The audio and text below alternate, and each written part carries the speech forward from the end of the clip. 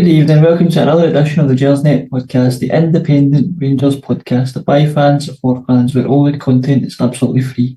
Coming to you in association with Forrest Precision Engineering. I'm your host tonight, Ryan Archer, and as always, we'd encourage you to get onto the Gersnet website and check out our forums for all your latest Rangers news and discussion. We're live tonight on the YouTube channel, and we'd ask that you continue to share the pod on social media, spread the word. Please subscribe to the YouTube channel. Before I introduce my guests for tonight, I need to give another mention to our partners over at Forrest Precision Engineering. They're a Glasgow-based engineering company who have been a big commercial supporter of Rangers for a number of years, and we're delighted to have them supporting the pod. If you want more information about them, please visit their website at www.forestprecisionedge.com. They also have a stunning executive lounge in the Ibrox main stand. For more information on that, email the club at hospitality@rangers.co.uk.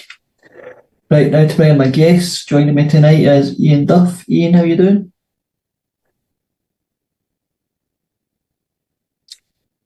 Oh, thanks for mute there, Iain. Yeah, I'm good. Yeah, still not quite up to speed with the old technology, but there you go. Well, we'll get there. We'll get there by the end of the night. Also joining me tonight is Ross Bennett. Ross, how's things? Very good, very good. Slightly laughing at the fact that Iain, you've been on this show for what, four or 5 years now, and you're still can't work it. But no, I'm very good, thanks, Brian. How are you? An age thing. Yeah, no, it comes to us all. Not too bad. Still trying to kind of get my head around that performance today, but we'll get into it. First thing to talk about before we get into the match itself is the team selection. Iain, I'll come to you first. I guess the big news out of the team selection was Goldson again benched. Is it fair to say that he's now fallen out of favour with the manager as opposed to being rested, as he kind of tried to say last weekend? Yeah, I mean, I don't think anybody really sort of believed that, to be honest, about him being rested. I mean, I think it was pretty obvious how we discussed it last week as well, and you know, I think at the time Clement had to do something. He felt he had to make a change of some sort, and that was the one he went for. I mean, he had plenty of options, I think, of alternatives, but I don't think Goldson could really have any complaints about being left out. And as the team played pretty well defensively last week, I guess you stick with the same formula again. So, I mean, I don't, longer term, I don't know where it leaves Goldson really, because, he's been almost a guaranteed starter for the last 3-4 years, however long it is he's been with us. So it's a fairly unusual sort of state of affairs for him to be left out of the team. But, I think along with others in the last 2 or 3 weeks, his performance has probably merited them being rested or dropped, or however you want to look at it. Ross, Iain mentioned last week he looked fairly solid defensively. I actually thought Suter looked pretty uncomfortable, or at least the most uncomfortable of the two centre-backs. Last week, were you a bit surprised not to see Goldson come back in place of Suter? I was the same as you, Brian, and I said to a couple of mates of mine that John Suter last week stepped into the Connor Goldson bomb scare role, and that there were just a couple of times where he made a mistake that made everyone's heart stop for a moment.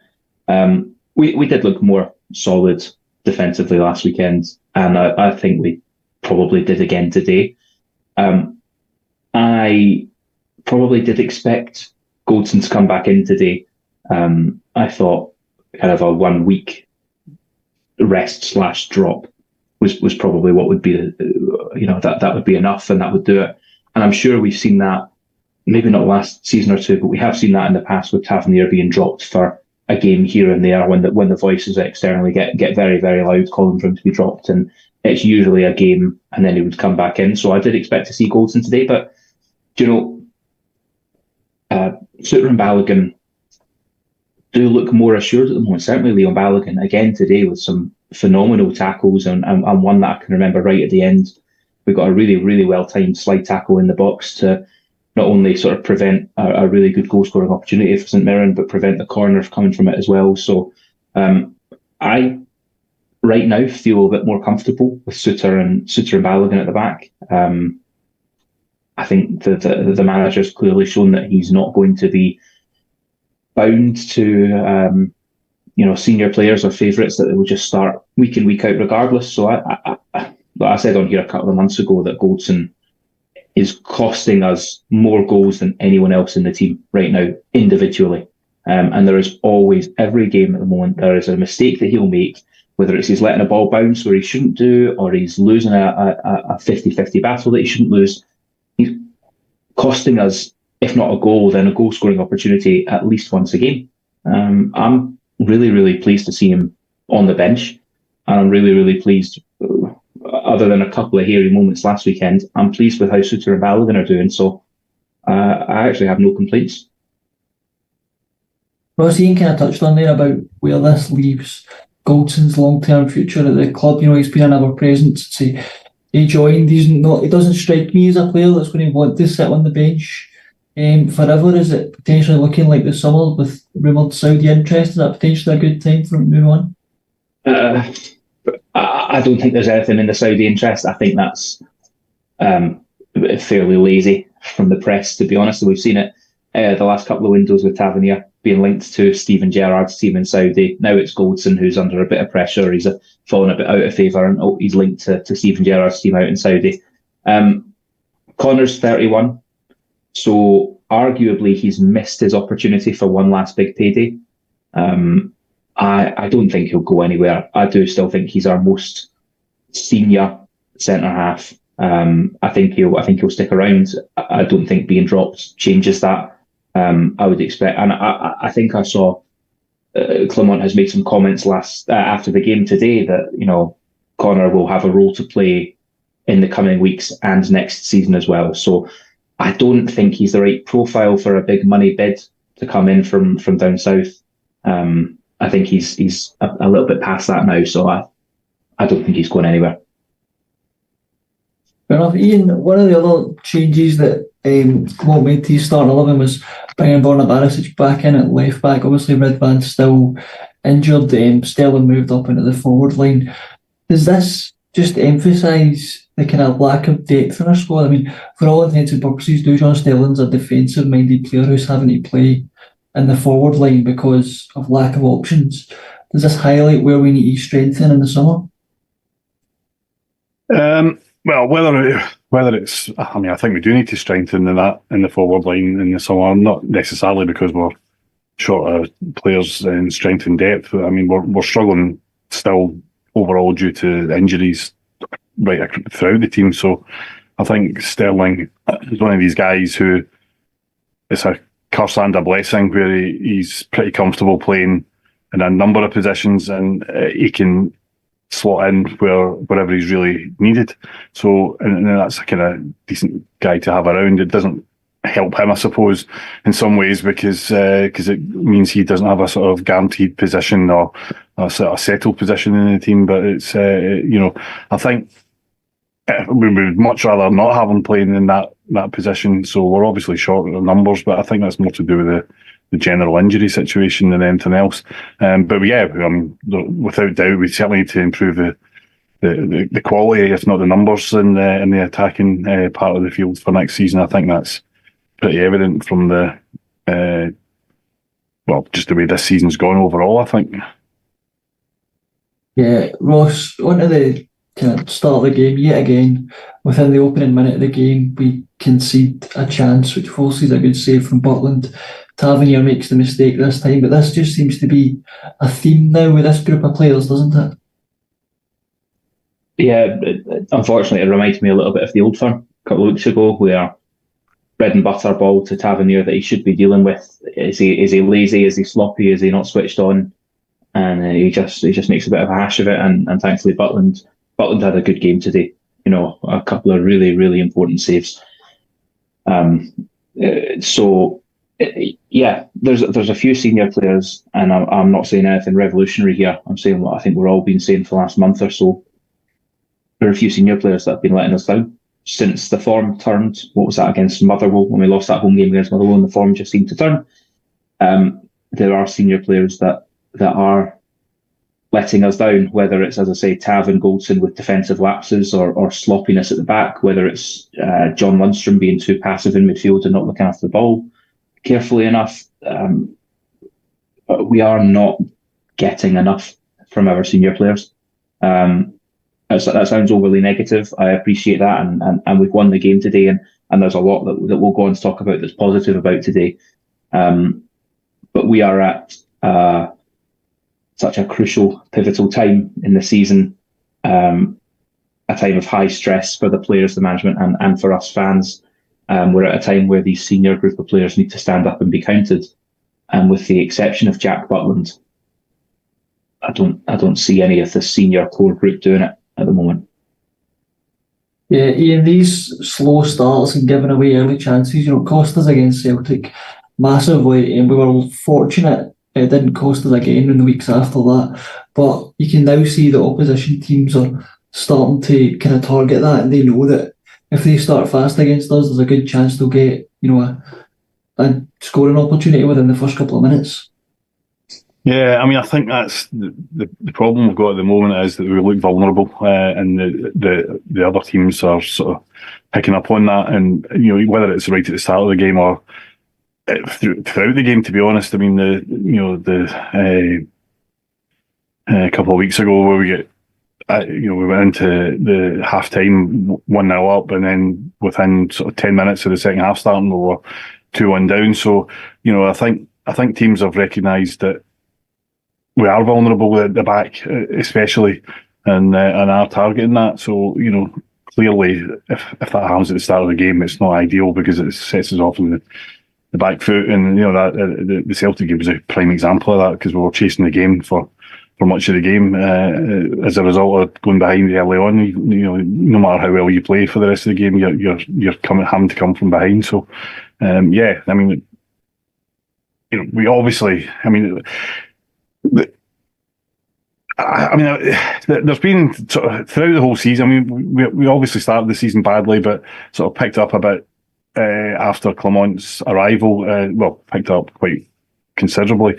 But there's always been that sort of sense that if the opposition get at us, we could struggle a bit. And I think that's been a theme right through the season, and it just seems to have come to the fore again. Prominently towards the end, where sort of other issues are obviously kicking in as well. We're not scoring anywhere near as many goals as we should be scoring as well. So when you combine the two, then it's not promising. But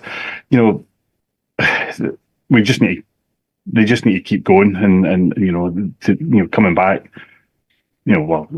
Getting the league back again today. Demonstrates that maybe they're understanding that, but it's risky to concede so early or look so vulnerable so early in the game. Yeah, I do worry that we're starting to kind of lapse into that early season form that we've seen. Ross, we do manage to kind of get a foothold in the game, and we managed to get the opening goal through a fortunate but also a nicely worked corner where we seem to kind of, instead of just kind of putting the ball into the box from the corner, we play it short to Barisic, who then kind of changes the angle and plays it to the back post. Their keeper should deal with it, to be fair. We get fortunate there, but some good work from Diamande to keep the ball in play and head it back across to force an own goal. Was it a nice change to see a kind of a goal from a crafted corner, a bit of a different corner routine? Yeah, I think so. It's something that the fans have been very vocal about, is these outswinging corners that aren't bringing us anything. I can remember a couple of seasons ago we got some real joy with outswinging corners of ball coming in near post. Joe Aribo would flick it back, and Morelos was there at the back post to knock it into an empty net. That's not happening anymore. We have, as a fan base, we've been quite collectively vocal about the fact that we'd like to see some variation.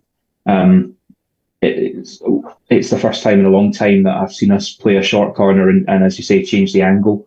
I didn't think it was a great ball in, to be fair, from Barisic, but maybe it looks worse because of the keeper getting, just making a really, really poor decision. But fair play to Diamande.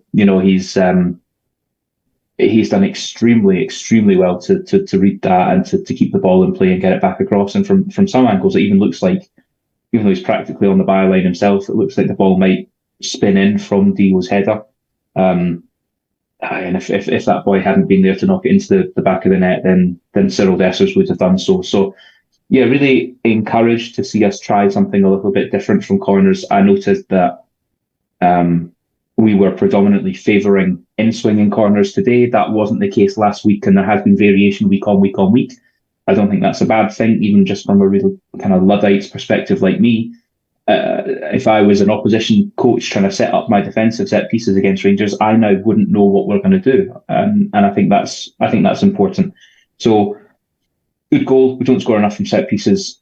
We don't carry enough of a threat in the box aerially, in my opinion, from corners. So, yeah, very, very pleased to see that. So, but I think all credit there has to go to Dio.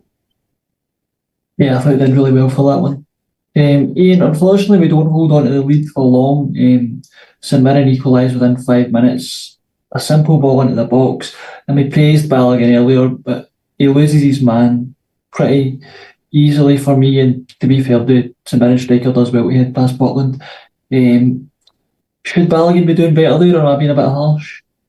Yeah, I mean, I think, that's going back to what I was saying. I mean, we look vulnerable, and that wasn't the only time. I mean, but generally speaking, I thought Balogun played okay, but there were a few moments where he did lose his man, or where he was he missed a tackle or whatever. In fact, I think the one that he had that Ross mentioned earlier, where he did the sliding tackle, that had sort of started from an incident where he sort of missed a tackle himself earlier on in the pitch. He did really well to get back and get the challenge in. But yeah, I mean, it's just that it sort of shows that we just seem to be just that bit slack at the back. And if anything, you would hope at this stage of the season where there's so much, on the line that kind of slackness just wouldn't be there. But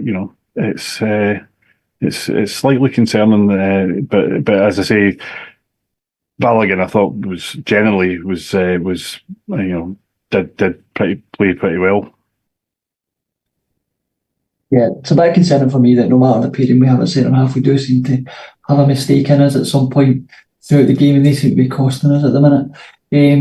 Ross, another one that probably should have cost us right on the stroke of half time was the St Mirren striker had a shot basically point blank range, and Butland somehow, I'm still not sure how he managed to save it, but somehow he did.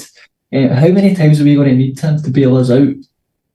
Yeah, it's a phenomenal reaction save, wasn't it? And the guy's a class act. I'll be absolutely shocked if he's not going to the Euros this summer. I know that he didn't get a call up to the most recent squad, but I don't see how anyone could be performing better between the sticks, for England certainly. So, yeah, we relied on him a number of times today. He was my man of the match for the save right at the start and the save right at the end of the first half there. We are looking shaky at the back, unfortunately, and we are coughing up chances time and time again. But it's similar to how Alan McGregor was in goals a couple of seasons ago, that you do feel a real degree of confidence. He's not, what I will say about Jack Butland, I don't think he's great with his feet. I don't think his kicking distribution is great at all times. I think there's been some times where he's maybe given us a heart and mouth moment where he's made some interesting decisions with the ball at his feet, but he's a hell of a shot stopper. And he is undoubtedly the best goalkeeper in the league. Yeah, definitely. Iain, there's obviously been a lot of talk about Butland in terms of potentially he's a sellable asset for us in terms of generating funds in the summer. But, people talking about, 10, 50 million pounds, even if we did get that amount of money for him, we're still going to have a job in our hands to replace him. Yeah, absolutely. I mean, it's always like when you've got a goalkeeper like we had for the last number of years with McGregor, it's a real concern how we're going to replace that. And I didn't know whether Butland was going to be up to the job or not, but he clearly has been. So if he was to go, it's always a risk with a goalkeeper. You never really know what you're going to get. You just have to look at some of the big keepers down in England, and they start, they can they start off looking really dodgy, and it's always sort of 50-50 whether they're going to come through that okay. So no matter how much money you spend, then you're going to be taking a bit of a risk. But if you've got a guy like him who is there, and to be fair, that's what he's there for. He's there to bail us out. If the defence wasn't making mistakes, then we would need a goalkeeper. But that's what he's there for. But he's doing a great job, an absolutely superb job. And if we were to lose him now, I think it would be pretty. It would be pretty difficult to know where to start to replace him, even at that level of money. And it might be difficult to turn it down if that was on the table. But I think we would have to try and look at someone else to try and generate funds if we could. Yeah, it'll be interesting to see what happens in the summer. Before we go on to talk about the second half, let me give a shout out to our friends over at Football Prizes. They're currently running a competition to win an Oscar Cortez signed and framed Rangers shirt. For more information on how to enter, please visit footballprizes.co.uk/product/Cortez. And how I wish Oscar Cortez could have played today. Anyway, Ross, on to the second half. We did not get going at all. Again, for me, we seemed to regress back to the slow, ponderous play that we saw against Dundee. Is that a sign of these players feeling the pressure or just lacking belief? Yeah, it reminded me of Dundee. It reminded me of Ross County. And it felt like we were not creating any chances. It felt that there wasn't any urgency, that there wasn't any energy. And it was a really frustrating watch because it was one of those where, as fans, we're tearing our hair out, asking, do these guys know how much this means to us? And do they know what's at stake here? Do they care? It could be pressure. We've not been in a title race like this, really, with this group of players ever. So it absolutely could be pressure. Whatever it is, it's extraordinarily frustrating because, you look at the players that we've got there, whether that's John Lundstrom, Diamande. Okay, Sterling's not playing in his normal position, but he's a talented player. He's a good player. Fabio Silva, must be the most expensive player to be playing in Scotland right now, I'd have thought. And we just weren't able to create anything. And it was slow and it was really hard to watch. At that point, I was definitely fearing the worst. I'd texted a mate of mine again saying this really reminds me of Ross County, where we go 1-0 up. Do we deserve to? Probably just about, but we never kick on and do something with it. So, yeah, I must admit, first 20 or so, 25 minutes that second half, I was not in a good place. Yeah, definitely. I don't think the manager was particularly impressed with what he was seeing either, because he made his first sub after 10 minutes in the second half. Silva came off and McCausland came on.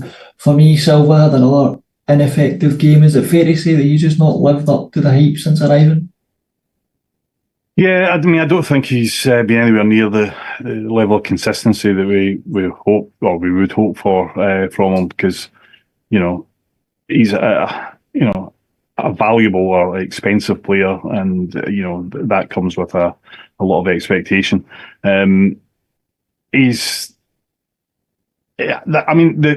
creativity part of it is the concern, I think, for me, because you look at the stats. I think at half time we had something like 75 to 80% possession, but we had 2 shots on target, and that was fewer than St Mirren had at that point.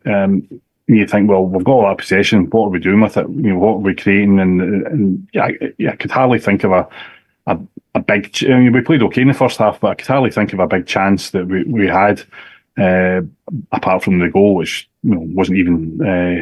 It was an own goal. So that is the concern. I think if we were generating, and you'd be looking to people like Silva to be creating these chances.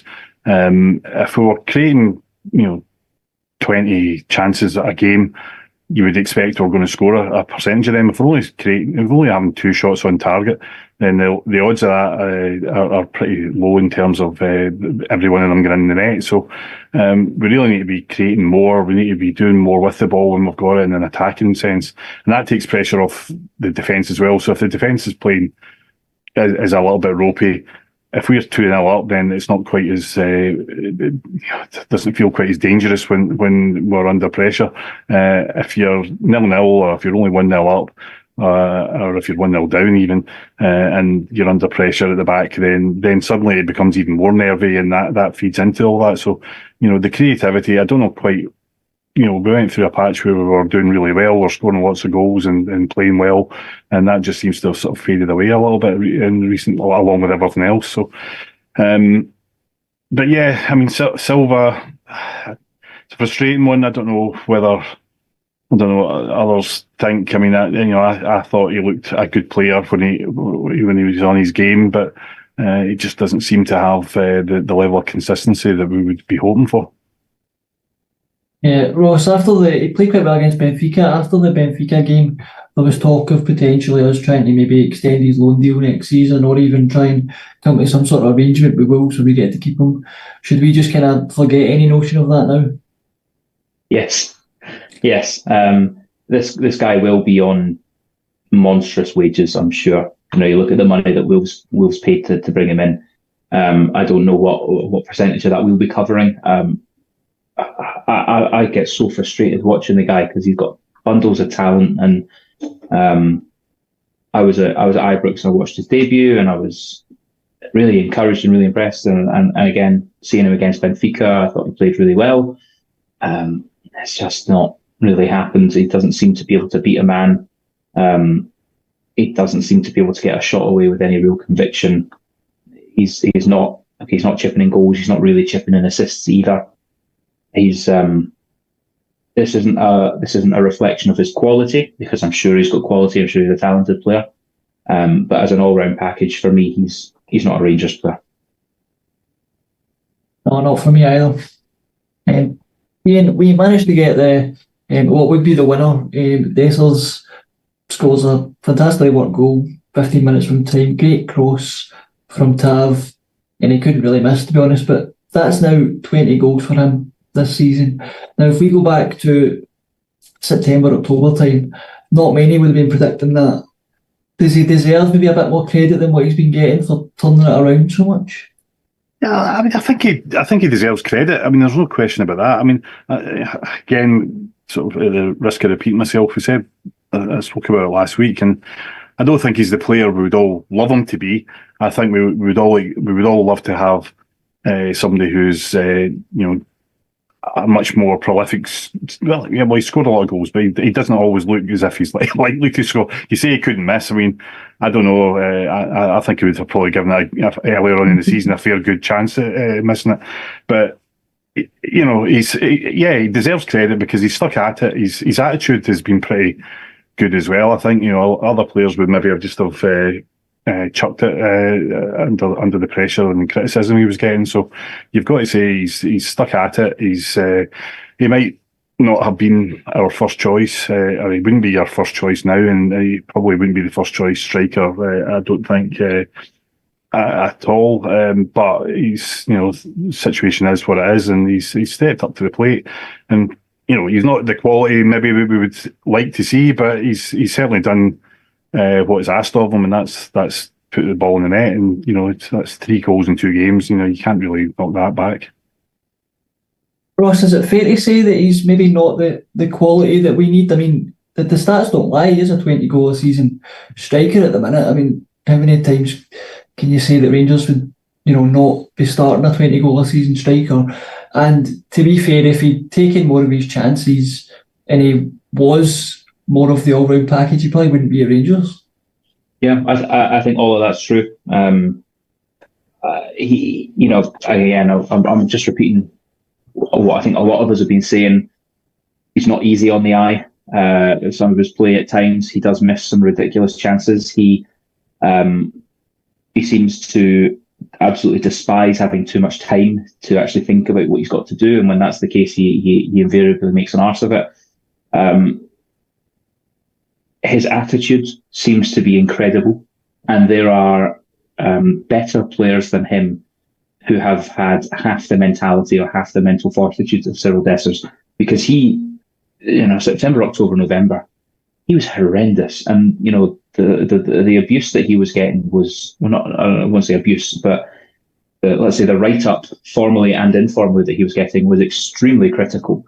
And every time you see him speak to the media, see him be interviewed, he seems to really cherish and treasure playing for Rangers and enjoying it, and understands the magnitude of the club and understands the responsibility that he has wearing the number 9. Look, I've seen a lot of comments saying that we need better than Cyril Dessers if we're going to be challenging for titles. If we don't win the league this season, it's not because of Cyril Dessers.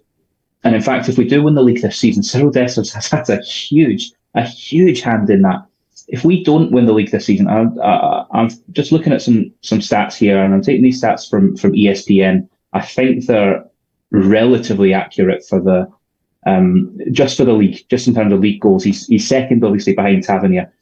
But if we don't win the league this season, well, you've got Cantwell on 5, Matondo on 5, Danilo on 4, Lammers, Fabio Silva, Kieran Dowell on 2, Ross McCausland on 1, Tom Lawrence on 1, Raskin, Roof, Jack, Cortez on 1, Lundstrom on 0, Goldson on 0, Scott Wright, who has played 19 times and is an attacking player, has scored no league goals for us this season, according to ESPN. If we don't win the league, it's because of that. It's because we are not chipping in with enough goals from elsewhere in the park. It's not because of Cyril Dessers. I would love to think that we'll get a £3 to £5 million bid for Dessers this summer, recoup what we spent on him, and reinvest that money elsewhere. Have another go. But for £3 to £5 million, there's absolutely no guarantee of getting 20 goals a season. And again, there's all sorts of stats that we could look at. Alfredo Morelos, better player than Cyril Dessers, probably. Last season, he scored 11 in the league. Season before that, he scored 11. And he was our top scorer in the league with 11. So, look, yes, he misses ridiculous chances. He should have scored more goals. But how many games are there that we didn't win because of Cyril Dessers? I can think of more that we didn't win because of Tavernier or Goldson or the midfield being passive and not creating enough and being careless on the ball, not because of the strikers. And that's why, sorry if I'm going on a wee rant here, I've got absolutely no information to back this up, but I believe that's why we didn't sign a striker in January. It's because I think the manager's probably looked at all of that and gone, we're not creating enough. Okay, the guy needs 3 chances to score 1. So let's create 6 chances and he'll score 2. And that's why I believe we bring in Fabio Silva. It's not worked. Oscar Cortez, he's immediately crocked. We're bringing in the creative players to Mohamed Diamonde as well. Shore up the midfield, keep the ball, look after the ball better, get it to your creative types, and we should be scoring goals. For me, that's where we're letting ourselves down. How many chances did we actually create in the second half today? That's the problem for me, not Cyril Dessers. Iain, have we judged Dessers too harshly because for the most part this season he's been the only available option up front for a lot of the time? Yeah, I don't know if that's the reason why he's been judged harshly, but I mean, I think he probably has been judged harshly. There's no doubt about that. But yeah, I mean, I completely agree with pretty much everything that Ross just said there, because it comes back to the creativity. If lots of strikers need 3 chances to score 1 goal. That's not necessarily a problem, and especially for Rangers, where you should be creating 3 times more chances than any other team in the league, or virtually any other team in the league. So, in a normal functioning Rangers team, then he would probably be standing out as a prolific goal. Well, he is. He scored 20 goals. Those stats there compared to Morelos last season. That shows that he's doing part of his job. So, I come back to, I do think he's you were right to say that if he was a better all-round player, then perhaps he wouldn't be with us in the first place. That's a fair point. You could say that probably about any player in our squad. I do think he could offer more, but the stats there in terms of his goal scoring are it's inarguable, and there've been plenty of games where he's been the difference between his dropping points and either winning or getting a draw. So you can't criticise that. Yeah. Ross, another kind of incident that caught my attention towards the end of the game that I wanted your take on was Jack Butland got a yellow card. Now, it was a ball in behind our defence. St Mirren players obviously chasing for it. Butland comes out his goal, clears that. His momentum takes him into the St Mirren player who's also running towards him. Not much either of the two of them can do about it. The referee, for some reason, decides to book Jack Butland and give a free kick to St Mirren. Now, luckily it didn't cost us, but it could have. For me, I don't see any reason why he's given a free kick there. It's not a foul. Butland's cleared the ball, and the momentum of both players have taken them into each other. Is that just another example of why Scottish referees have been overlooked for the World Cup duties? It could well be. I thought it was an absolutely dreadful decision, and it was one where I was genuinely worried that it would cost us and that we'd have another week of just discourse about referees. But I thought it was a shambolic decision. And so I think the reason it's been that he's made that decision is, let's play devil's advocate. Butland is out of control, and he's gone in with a high degree of force. Obviously not excessive force, because excessive force would lead to a red card. But a high degree of force, out of control, goes through the player, foul and yellow card. However, you're right, Brian. It's two guys running for the same ball. Butland gets there first, not even marginally. Butland gets there quite comfortably ahead of the striker for St Mirren. I was, again, looking at the replays, and you go, is he given a booking for a high leg or a high foot? But I mean, when Butland clears it, his foot's quite high, but there's still a degree of time between the two players coming together. So by the time they actually make contact, his foot's back down by his side, and he hits him, I guess, with his hip or his side. It's a coming together. I think it would be a kind of, if the player's injured, blow up, drop ball to Rangers. But the reason that I think this is a stupid and a ridiculous decision is, what would have happened if it was Butland that went down injured? If Butland went down and said he was hurt, either instead of or as well as the St Mirren striker, if Butland went down and was hurt, then the referee would surely look at that and go, that's a yellow card to Rangers, because Butland got there first, and then the St Mirren boys come in and clattered him and cleared him out. It seemed the fact that the St Mirren player was the boy who went down hurt seemed to be what spurred the referee on to make that decision and give the free kick in their favour. It was never a foul. It was two players chasing the ball. It reminded me again a little bit of the penalty that Celtic got maybe a month or two ago, where there was a collision of heads in a box, and that was enough to warrant a penalty. Contact happens when two players are challenging for the same ball, and like I say, if Butland had gone down injured, I think we would have got a free kick, because the referee panicked and didn't know what to do.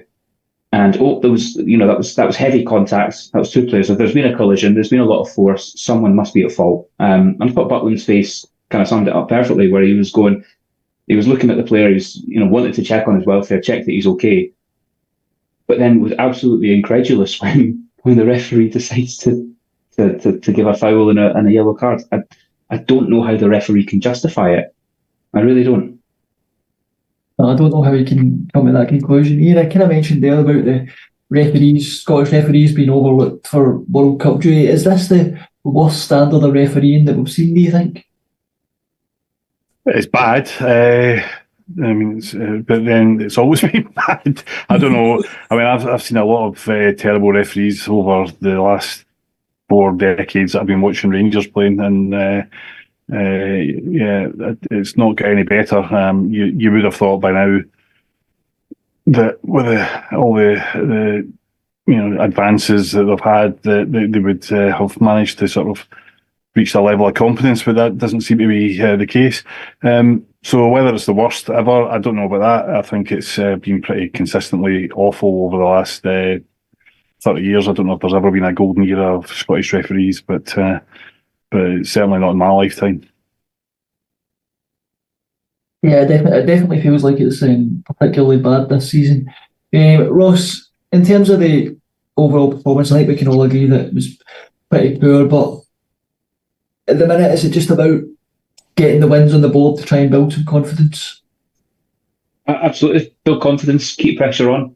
3 points behind with 4 games to go. Is that where we are now?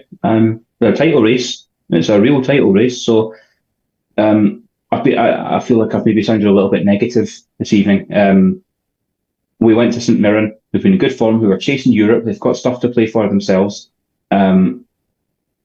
And we won. We won away from home. We won a top 6 game.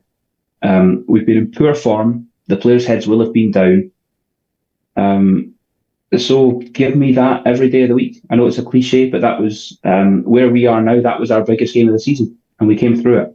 So I'd like to see a better performance. I'd like to see us create more. I'd like to see us score more goals. I'd like to see us concede fewer key chances. The 3 points on the board, keep the pressure on them, keep the title race alive. I'm actually, I know it doesn't sound like it, but I am actually a mixture, I guess, of relieved and satisfied this evening that we came through that game with a win. Yeah, Iain, do we need to give the players a bit of credit for getting over the line, and kind of what would have been difficult circumstances in terms of they know what's on the line, they know that any more drop points and it's all but over, so they've dug deep and they have managed to come up with a winner. And yes, we've all said that the performance was poor, but if that game happens in November, people will say, no, that's the sign of champions. That's the kind of, those are the games that win you titles. Yeah, I mean, it's because it's getting nervy for all of us, so like you say, if that game was any other time of the season, then you'd say, well, it wasn't great, but we're through it, 3 points in the bag, and then on to the next one. You can't really feel like that at this stage of the season, because every game is so important, and every point and every goal and every decision is so key, because there's so few games left, and we're running out of time. We're all nervous about it, so that's why fans, I guess, get worked up about these things. Yeah, we've got to win. That's the most important thing to think about. If the same performance and ends up with the same result next week, then I'll be satisfied with that. And if that happens for the rest of the season, then I'll be satisfied with that, as long as we are either some goals or a point ahead of Celtic at the end of the season. That's the one thing that matters. The performances, nobody's going to remember the performances, so it's the results that matter. And the trouble is that results quite often come from performances. But if we can get through it today, then we can get through next week, and so on. So they just have to keep plodding away at it, and just keep sticking at it, and making sure that they don't drop any more points, because we've dropped the maximum number of points I think we can really afford to now. Yeah, and Ross, before we finish up, I wanted to touch on the Players' Award ceremony, which was tonight, more around the rationale behind having it with 6 games still left to play. If we look at some of the award winners, Tavernier won the award for top goal scorer, despite the fact that Bessers is only 1 goal behind him, as I say, still with 6 games to go. Connor Goldson won the John Gregg Achievement Award, despite the fact that he's now appears to have been dropped from the team.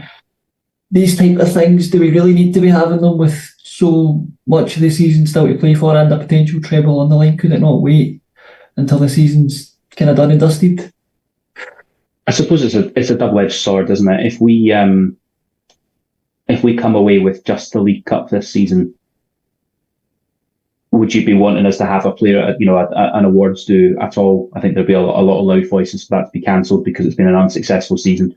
So I could see the risk in having it after the season's done. And to that end, I suspect if we held it, say, in 2 weeks' time, would there be a lot of loud voices saying, well, that's a distraction and they should be at home, they should be resting. We don't need this right now. So maybe it's a case of the lesser of three evils, if you like. I'd be thrilled if Tavernier has to hand over the Sam English Bowl to Cyril and they've got to scratch his name off and redo that. I think that would be brilliant. But I'm not going to get too hung up on it personally. I think there's arguments either way, I suppose. Yeah, that's fair enough. Right, I think we'll call it time there. All that's left for me to do is thank my guests. Iain, thanks as always. Thank you. Ross, thanks again. My pleasure, thank you. As well as being live tonight, the show will be available on all podcasting platforms, iTunes, Spotify, Acast, Stitcher. We'll be back on Friday next week with Alex and Rob to preview the game against Kilmarnock at Ibrox. Until next time, bye for now.